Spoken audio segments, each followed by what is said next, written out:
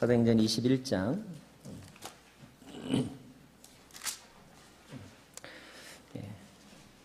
1절에서부터 16절까지의 말씀을 제가 봉독하겠습니다. 우리는 그들과 작별한 뒤 바다로 나가 배를 타고 곧장 고스로 갔습니다. 이튿날 우리는 로도에 이르렀고 그곳에서 또 바다라로 갔습니다. 우리는 페니키아로 건너가는 배를 만나 타고 가다가 키프로스 섬이 보이자 그 섬을 왼쪽에 두고 시리아로 행선해 두로에 배를 댔습니다. 그곳에서 배에 짐을 풀기로 되어 있었기 때문입니다. 우리는 두로에서 제자들을 만나 그들과 함께 7일을 지냈습니다. 그들은 성령의 감동으로 바울에게 예루살렘으로 올라가지 말라고 전했습니다. 그러나 날이 다 지나자 우리는 두로를 떠나 항해길에 올랐습니다. 모든 제자들과 그 아내들과 자녀들이 도시 밖으로 따라 나와 우리를 전송해 주었습니다. 우리는 그곳 바닷가에서 무릎을 꿇고 기도했습니다. 서로 작별 인사를 나눈 뒤 우리는 배에 올랐고 그들은 집으로 돌아갔습니다. 우리는 두로에서부터 여행을 계속하다 돌레미아에 도착해 형제들에게 인사하고 그들과 함께 하루를 지냈습니다. 이튿날 길을 떠난 우리는 가이사랴에 이르러 7사람 가운데 하나인 전도자 빌립의 집에 머물렀습니다. 그에게는 결혼하지 않은 4명의 딸이 있었는데 그들은 모두 예언하는 사람들이었습니다. 그곳에서 여러 날을 지내는 가운데 아가보라는 예언자가 유대로부터 내려왔습니다. 그가 우리에게 와서 바울의 허리띠를 집어 자기 손발에 매더니 이렇게 말했습니다. 예루살렘의 유대 사람들이 이 허리띠 주인을 이렇게 동여매 이방 사람들에게 넘겨줄 것이라고 성령께서 말씀하십니다. 우리는 이 말을 듣고 그곳 사람들과 함께 바울에게 예루살렘에 올라가지 말라고 간곡히 권했습니다. 그러자 바울이 대답했습니다. 왜 여러분은 울면서 내 마음을 아프게 합니까? 나는 주 예수의 이름을 위해 예루살렘에서 붙잡힐 것은 물론 죽을 각오도 되어 있습니다. 바울이 설득당하지 않자 우리는 주의 뜻이 이루어지기를 기원합니다 하고는 더 말하지 않았습니다. 이 일 뒤에 우리는 준비해 예루살렘으로 올라갔습니다. 가이사랴의 몇몇 제자들이 동행해 우리를 나손의 집으로 데려다 주어 우리는 그 집에 머무르게 됐습니다. 나손은 키프로스 출신으로 일찍부터 제자가 된 사람이었습니다. 16절 말씀까지 함께 봉독했는데요. 한 번 더 기도하겠습니다. 하나님, 저희들이 말씀을 읽었지만 우리가 이해하고 또 바로 알기 위해서는 성령님의 도우심이 필요합니다. 도와주십시오. 그리고 우리의 마음에 새기게 하여 주시고 우리의 삶에 이것이 능력으로 나타나게 하여 주십시오. 예수님 이름으로 기도합니다. 아멘.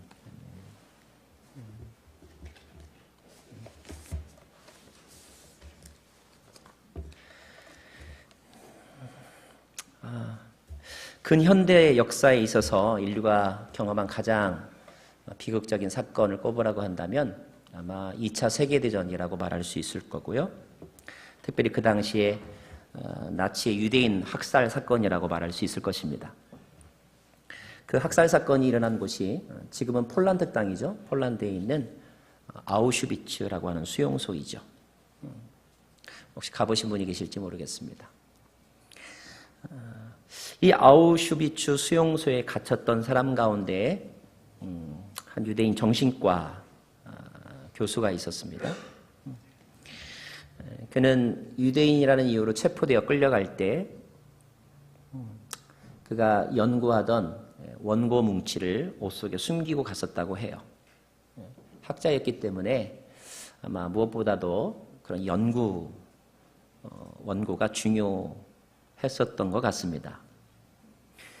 하지만 그는 수감되면서 또 이제 수감복으로 옷을 갈아입으면서 모든 것을 빼앗기게 되었고 또 원고도 빼앗기게 되었어요.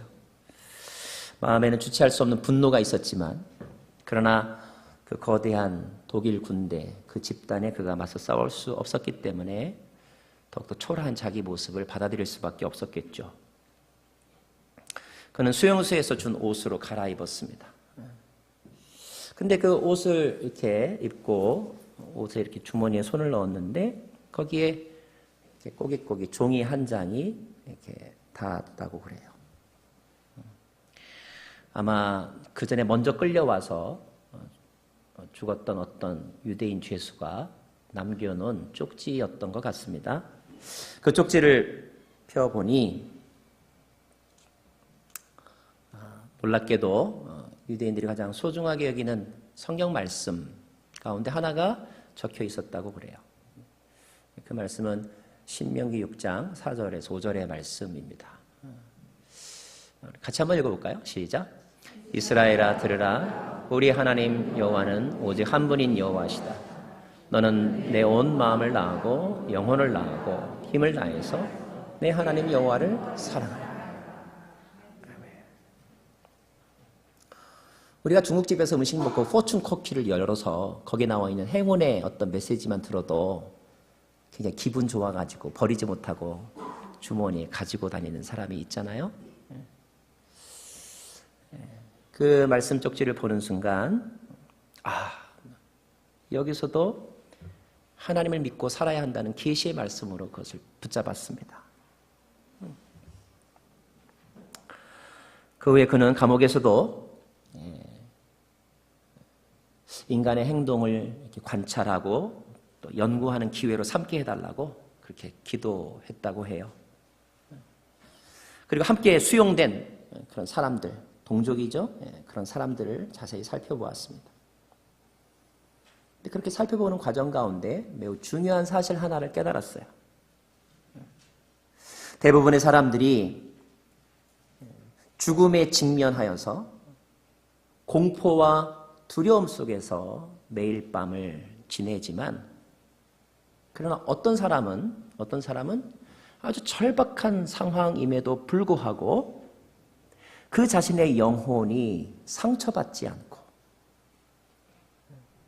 고요한 호수처럼 그렇게 마음을 지키고 있다는 사실을 발견하게 되었습니다. 도대체 저 사람은 이 상황이 두렵지 않은가? 도대체 저 사람은 힘들지 않은가? 어떤 사람이 그렇게 영혼의 상처를 받지 않고 마음을 지키는가를 가만히 봤더니 공통적으로 그들에게는 뭐가 있었냐면 삶의 어떤 의미, 미닝을 찾았더라는 거예요.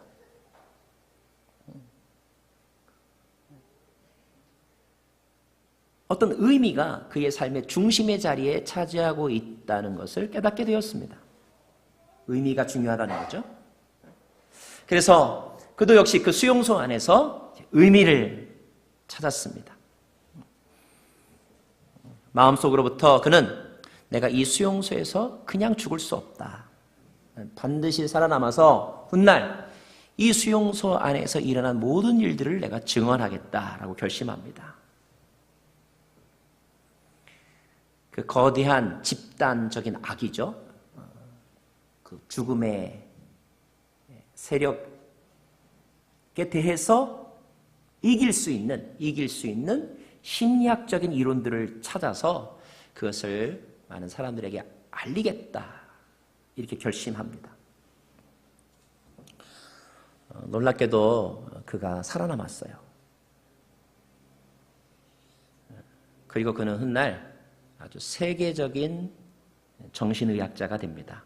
그 사람이 바로 빅터 프랭클린이라고 하는 사람인데 이 사람이 창안한 이론을 로고테라피, 의미요법이라고 그래요. 의미요법. 인생의 의미가 그 인간을 치유하고 다시 살리는 데 있어서 가장 중요한 요소라는 것입니다. 그래요. 우리를 움직이는 것 가운데 하나는 바로 의미입니다. 의미, 미닝이죠. 어떤 사람이 나에게 칭찬을 해도 그 칭찬이 기쁘지 않은 것은 무엇 때문입니까? 칭찬의 내용이 아니라 그 칭찬을 하는 그 사람이 나에게 의미가 없기 때문에 그래요. 의미 없는 사람이 나에게 100마디 말, 좋은 말을 해도 별로 나에게 기쁨이 되지 않는 것은 그 사람이 나에게 의미가 없기 때문인 거죠. 반대로 의미가 있다고 생각하면 우리는요, 모든 것을 포기하고서라도 그것에 집중합니다. 그것을 소유하려고 하는 거죠. 자, 지금 이 자리에 있는 저와 여러분의 삶의 의미는 무엇입니까? 저는 가끔 우리 성도님들에게 물어요. 우리 교회에 나오는 이유, 의미가 무엇입니까? 자, 그 의미를 어디에서 찾을 것인가? 어떤 사람은 살아가면서 어떤 일이 진행되는 동안 상황이 바뀔 때마다 마음이 바뀌는 사람이 있어요. 결심이 바뀌는 사람이 있습니다. 이미 결정된 어떤 내용을 쉽게 바꾸는 사람도 있어요. 왜냐하면 의미에 대한 그의 생각이 자주 바뀌기 때문입니다. 그 말은 다른 말로 하면 참다운 의미를 아직 발견하지 못했다라는 뜻이기도 한 거예요. 어떤데 그런 일이 생기는가? 사람에게서 의미를 찾을 때, 상황에서 의미를 찾을 때 그런 일이 생길 수 있습니다. 여러분, 인생의 참된 의미를 찾게 해주시는 분은 하나님이십니다. 하나님을 통해 인생의 의미를 발견한 사람은 흔들리지 않는 삶을 사는 거예요. 영혼의 상처를 받지 않는 것입니다. 그 발견된 의미에 책임을 부여하고 그리고 결단하고 의지를 가지고 그 의미를 실현해가는 삶을 산다는 거죠. 그런 사람들을 주변에서 볼 수 있다는 것은 행복한 일입니다. 그런 지도자를 만난다는 것은 행복한 일이에요. 자, 그런 사람 가운데 한 사람이 바로 바울이라고 하는 사람입니다. 자, 우리가 다시 사도행전으로 돌아왔는데 바울이 3차 전도행을 마치고 지금 예루살렘으로 돌아가는 길에 있습니다. 지도를 보시면 화살표가 있죠? 예루살렘으로 돌아갑니다. 중간에 밀레도라고 하는 섬에서 에베소 교회 장로들을 불러서 만나는 장면을 우리가 몇 주 동안 묵상했습니다. 그들에게 부탁을 하죠. 마지막 부탁을 합니다. 그 부탁의 내용은 뭐예요? 교회를 잘 돌보아야 된다. 교회 성도들, 교회 순식구들 잘 케어해라. 이런 부탁. 그리고 내가 3년 동안 가르쳤던 교훈의 말씀 잊지 말아라. 말씀에 순종하라. 이 말씀. 그리고 지금 시절이 참 악하다. 힘들고 악한 때이다. 그러므로 하나님의 전신갑주를 입어라. 세월을 아껴라. 이런 이야기들을 에베소 교회 장로들에게 합니다. 하나님의 전신갑주. 지난주에 함께 묵상한 말씀이죠. 오늘 말씀은 이제 그 모든 것들을 끝내고 그 밀레도라고 하는 것을 떠나서 예루살렘으로 가는 여정입니다. 중간에 들린 몇 개의 도시들이 있습니다. 두로라고 하는 도시도 나오고요. 돌레마이라고 하는 도시도 나오고 가이사랴라고 하는 도시들도 나와요. 어디 있냐면 왼쪽 끝에 있는 거예요. 돌레마이, 또 두로와 시돈, 가이사랴. 어떤 곳에서는 7일 동안 머무르기도 하고 또 여러 날 머무르기도 하면서 그 도시들을 들러서 최종적으로는 예루살렘으로 가려고 하는 것입니다. 만난 사람들은 모두 예수님의 제자들이고 또 그의 제자들이겠죠. 그런데 두로에서 사람들을 만나고 가이사랴에서 사람들을 만났을 때 그 바울을 만난 사람들이 바울에게 해준 말이 있습니다. 자, 그 말을 좀 우리가 살펴보기를 원하는데 먼저 4절 말씀을 함께 볼게요. 4절 말씀 같이 읽겠습니다. 시작. 우리는 두로에서 제자들을 만나 그들과 함께 7일을 지냈습니다. 그들은 성령의 감동으로 바울에게 예루살렘으로 올라가지 말라고 전했습니다. 여기 성령의 감동이란 단어에 좀 주목하시기 바랍니다. 자, 가이사랴에서 만난 이야기가 10절에 있는데 자, 그곳에서 여기서 가이사랴입니다. 그곳에서 여러 날을 지내는 가운데 아가보라고 하는 예언자가 유대로부터 내려왔습니다. 그가 우리에게 와서 바울의 허리띠를 집어 자기 손발에 매더니 이렇게 말했습니다. 예루살렘에 가면 유대 사람들이 이 허리띠 주인을 이렇게 동여매어서 이방 사람들에게 넘겨줄 것이라고 성령께서 말씀하십니다. 예언자니까 성령이 말씀하신 것을 전하겠죠? 성령께서 말씀하십니다. 자, 12절 말씀 같이 읽을까요? 시작. 우리는 이 말을 듣고 그곳 사람들과 함께 바울에게 예루살렘에 올라가지 말라고 간곡히 권했습니다. 자, 두 구절의 요점이 뭐예요? 다 바울에게 가지 말라는 거예요. 어디를? 예루살렘에. 예루살렘에 가지 말라. 그러니까, 거기서 만난 사람들도 얘기하고 여기 우리도 말렸다고 그랬는데 여기서 우리는 누가를 말하고 또 바울과 함께 왔던 그 일행들을 말합니다. 모든 사람들이 다 말리는 거예요. 가면 안 된다. 가지 말아라. 그리고 그 말이 오늘 말씀 보니까 성령의 감동을 받아서 한 말이에요. 성령의 감동을 받아서 하나님의 뜻으로 전해준 이야기입니다. 성령의 사람들이 또 바울과 함께 한 사람들이 이렇게 말했다면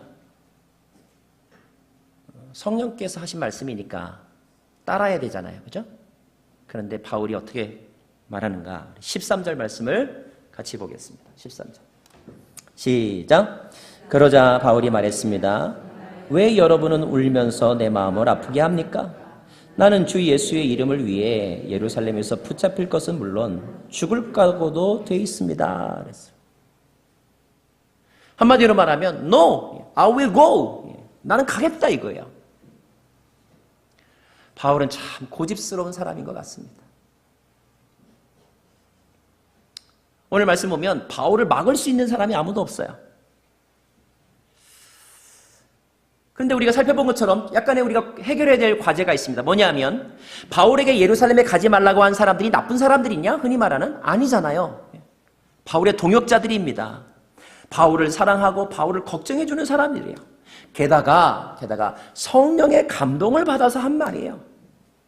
그런데 바울이 오늘 그런 다수결의 원칙도 무시하고 자기는 가겠다라고 말합니다. 성령의 감동을 받아서 말했는데 그래도 가겠다고 말합니다. 자, 가겠다고 말한 이 바울의 의지는 비전입니까? 야망입니까? 바울은 지금 성령의 음성을 거역하고 있는 것입니까?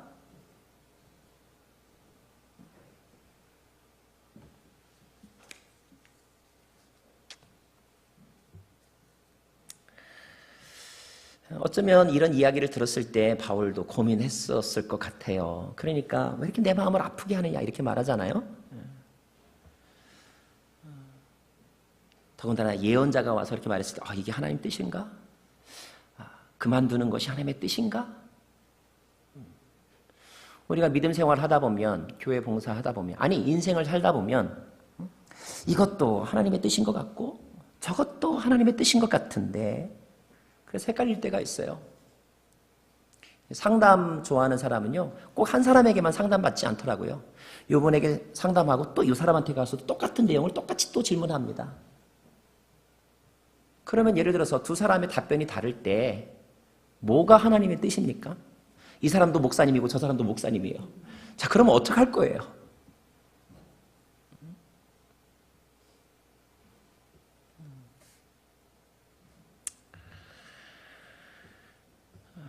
우리는 오늘 말씀에서 바울을 통하여서 하나님의 뜻을 더 온전히 찾는 원리를 배울 수 있습니다. 몇 가지를 우리가 살펴보아야 되는데, 첫째는 바울은 왜 그럼에도 불구하고 가겠다고 말하는가?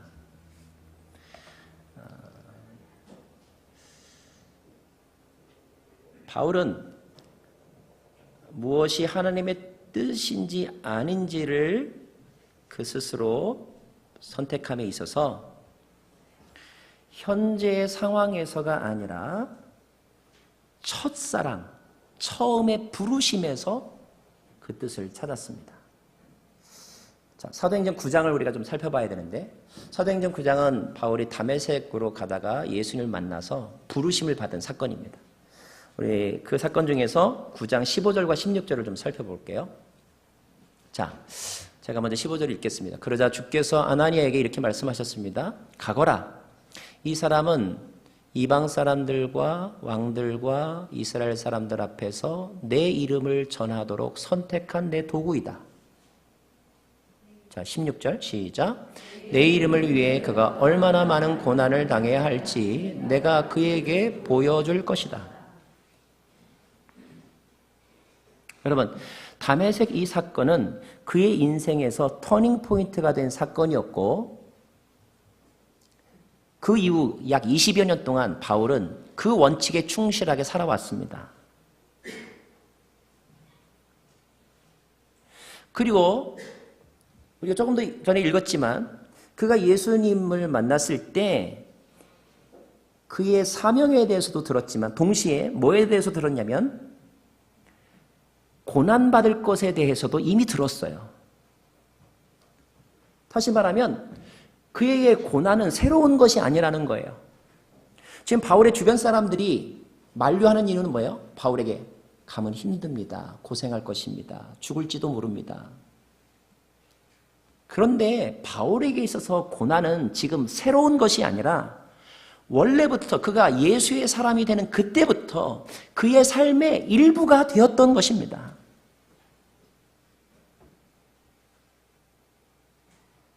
자, 그는 지금 가장 기본적이고 우선적인 삶의 원칙에 충실하는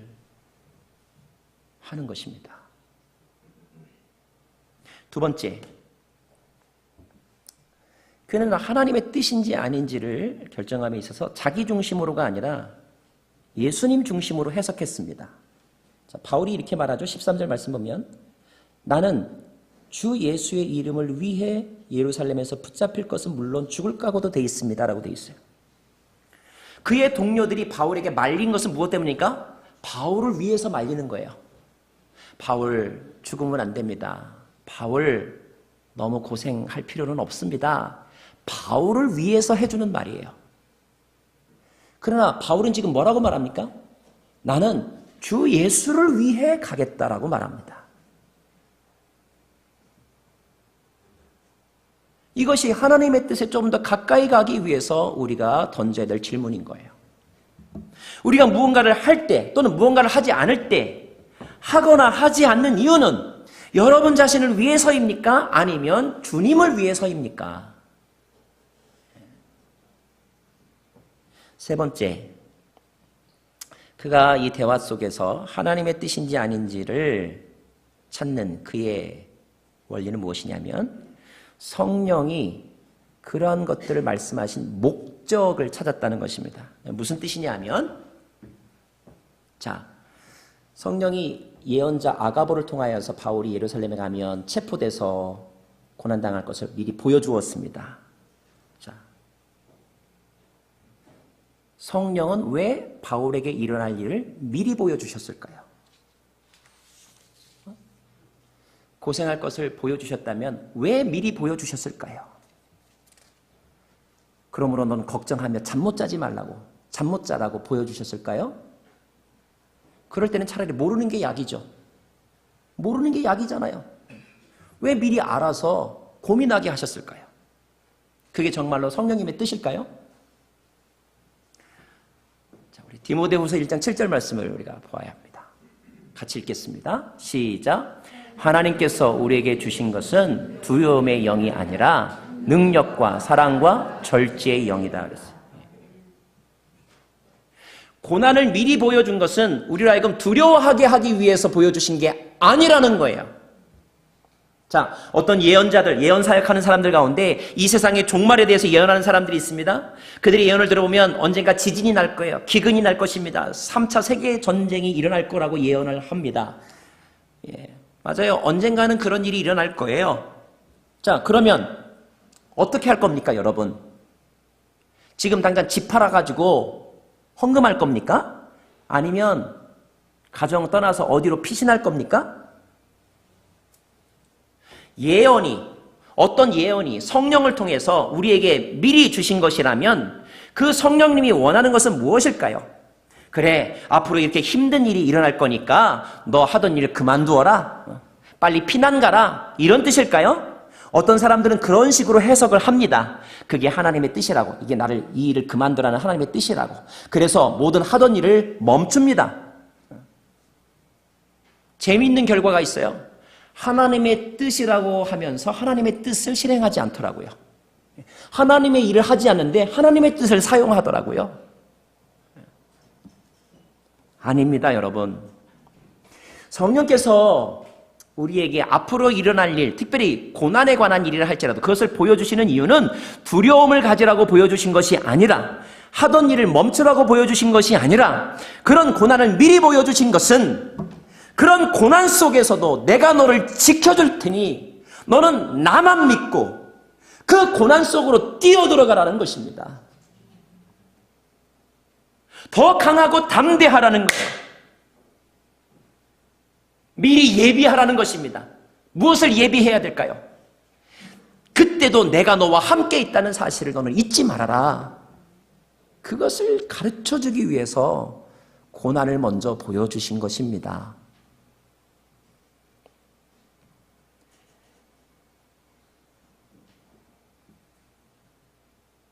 사람들은 다른 이 얘기 이렇게 말합니다. 너 그거 힘들어 하지 마.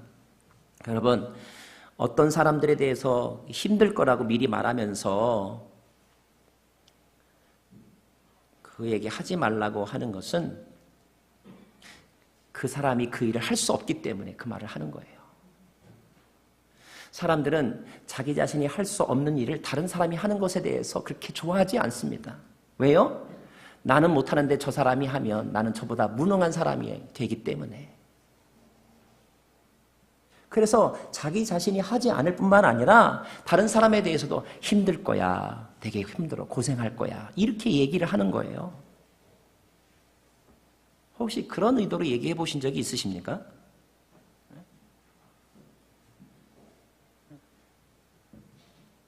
사랑하는 여러분, 다른 사람이 반대한다고 해서 여러분의 의견을 쉽게 포기하지 마세요.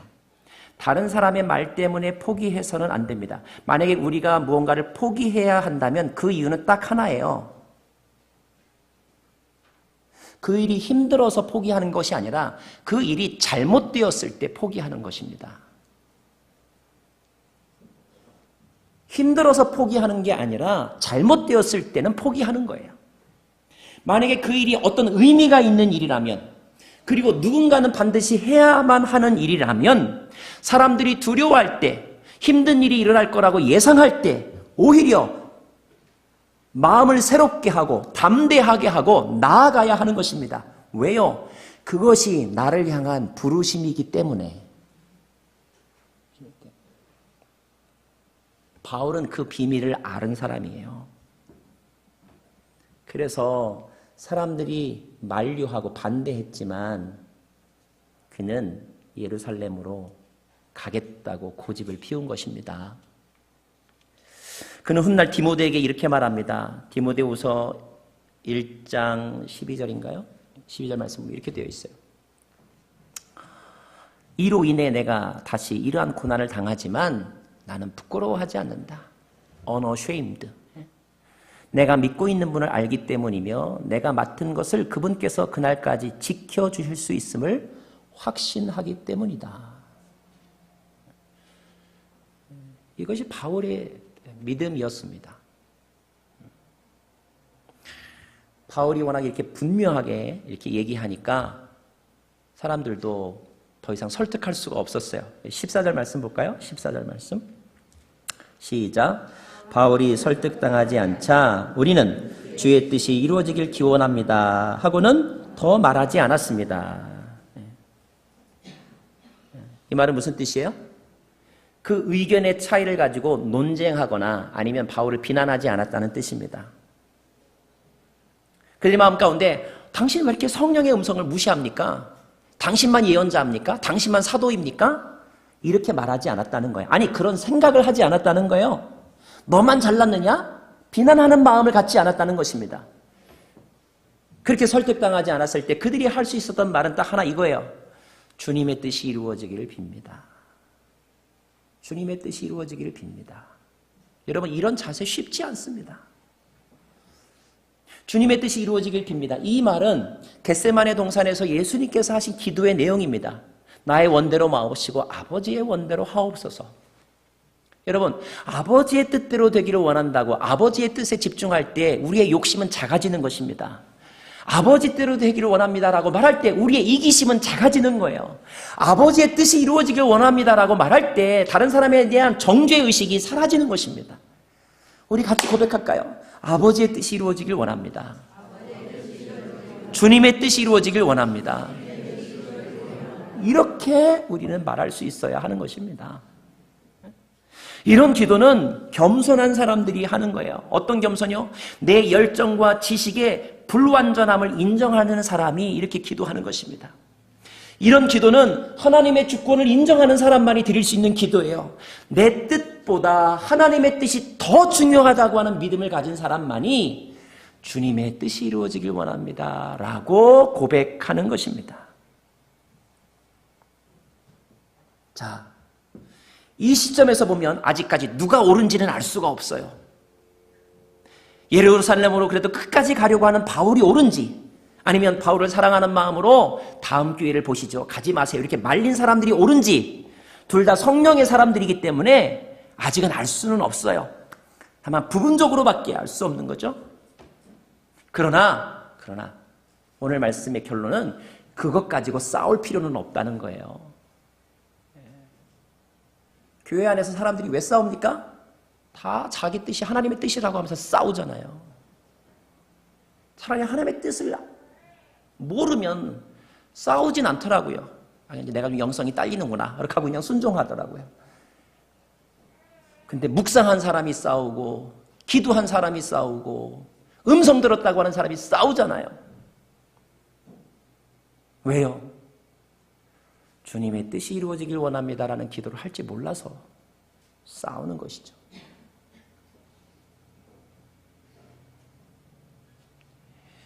중요한 것은 하나님의 뜻이 이루어지는 거예요.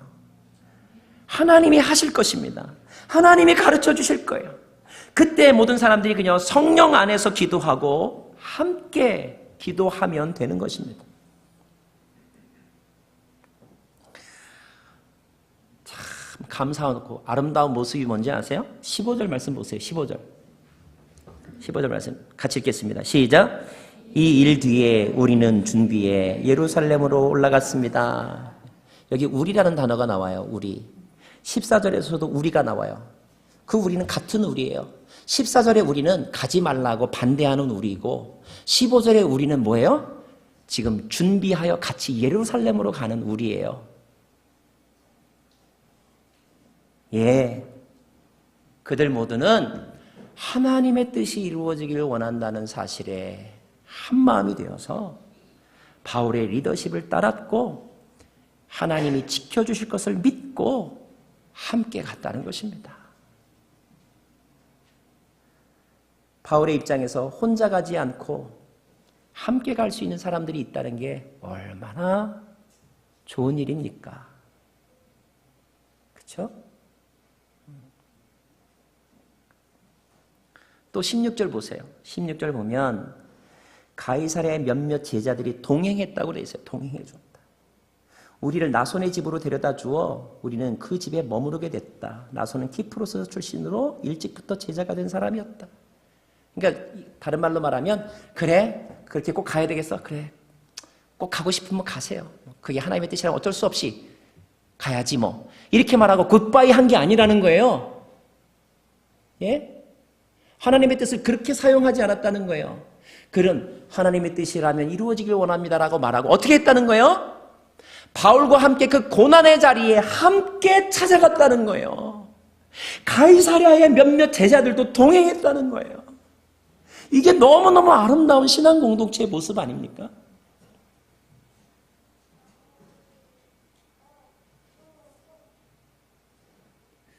우리가 오늘을 살아가는 우리가 경험해야 될 스피리추얼 커뮤니티의 모습인 거예요. 가이사랴에 갔을 때 오늘 보니까 예비된 사람이 있었잖아요. 나손이라고 하는 사람이 또 그들을 맞아주잖아요. 자, 그렇게 서로 반대했었지만 그러나 끝까지 동행해 주었다는 거, 누군가가 바울과 그 일행을 맞아주었다는 거, 이것을 통해서 우리는 무엇을 할 수 있습니까? 우리를 부르신 하나님은 우리에게 일을 맡겨주시지만 또 우리를 보내기도 하시죠. 그분이 보내신 그곳은 편한 곳이 아닙니다. 힘든 일이 있고 방해하는 사람들이 있는 거예요. 여러분이 착각해서 부름받았다는 사실에 너무 흥분해가지고 그 밑에 있는 단서를 여러분이 안 보고 출발해서 그게 문제인 거예요. 사울이 하나님의 부름받았을 때 분명하게 무슨 말씀이 있었냐면 너가 나를 위해 고난받을 것이라는 말씀도 있었거든요. 여러분이 구원받을 때도 하나님이 그 말씀과 깨달음을 주셨거든요. 근데 여러분은 그거는 싹 잊어버리고 구원받았다, 뒤를 안 본 거예요. 뒤를. 이제라도 뒤를 보시기 바랍니다. 예수 믿고 구원받은 자의 삶을 사는 것은 고난당하는 삶을 감수한다는 것을 의미하는 거예요. 자, 고난이 있는 자리에도 주님은 우리에게 가라고 말씀하십니다. 왜요? 왜? 그것이 주님의 뜻을 이루는 길이기 때문에. 그러나 보내신 그분은 가만히 계시지 않을 거라는 거예요. 우리를 지켜주시고 승리하게 하실 거라는 것입니다. 그 고난 속에서 우리를 변화시키시고 고난의 현장을 변화시키실 거라는 거예요. 우리가 해야 할 것은 그것을 미리 알려주신 하나님의 마음을 제대로 파악해서 두려움을 극복하라는 거예요. 고생을 각오하고 그 고생의 자리에서도 더욱더 주님을 바라보라는 것입니다. 주님을 바라보라는 거예요. 주님을. 자, 여러분, 결국 어떻게 되었습니까? 다음 주에 살펴보겠지만 바울은요, 예언대로 예루살렘에서 고난을 당했어요. 예언은 정말로 그대로 맞았어요. 예. 불길한 예감이 정말로 불길하게 다 이루어졌어요. 체포당했고요. 그리고 매질 달았습니다. 그런데 한 가지 사실이 있어요. 바울은 죽기를 각오하고 갔거든요. 근데 예루살렘에서 죽지 않았어요. 죽기를 각오했는데 죽지 않았어요. 오히려 그 예루살렘에서 왕과 총독 앞에서 설교할 기회를 얻었어요. 왕 앞에서 설교했다면 잘은 몰라도 아마도 그가 한 설교 내용은 성경책에만 기록된 것이 아니라 아마 왕의 문서에도 기록되었을 거예요. 왜요? 옛날에는 조선왕조실록 그러면 왕 앞에서 이루어진 모든 말을 다 기록하잖아요. 아마 그랬을 거예요. 그리고 바울은 예루살렘에서 더 큰 꿈을 꿉니다. 어떤 꿈을 꾸는지 아세요? 로마로 가겠다고 하는 꿈을 다시 한번 재확인합니다. 밤에 주님께서 나타나셔서 두려워 말라. 내가 너로 하여금 반드시 로마를 가게 하리라. 이런 비전을 재확인합니다. 예루살렘에서. 사랑하는 여러분, 하나님의 일을 하는 것, 의미 있는 일을 하는 것은 다 어려운 거예요. 의미 있는 일 가운데 어렵지 않은 일이 어디 있어요? 목회도 어려운 거고요.